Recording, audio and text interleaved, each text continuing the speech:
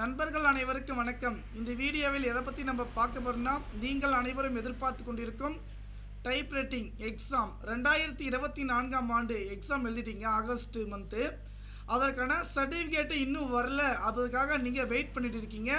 யாரும் கவலைப்பட தேவை கிடையாது. இன்ஸ்டியூட் கேண்டிடேட் ஆகட்டும், ப்ரைவேட் கேண்டிடேட் ஆகட்டும், இன்ஸ்டியூட் கேண்டிடேட் எக்ஸாம் எழுதிருந்தீங்கன்னா உங்களுடைய சென்டர் மூலிமா உங்களுடைய சர்டிஃபிகேட் வந்து ரிசீவ் ஆகிடுச்சு.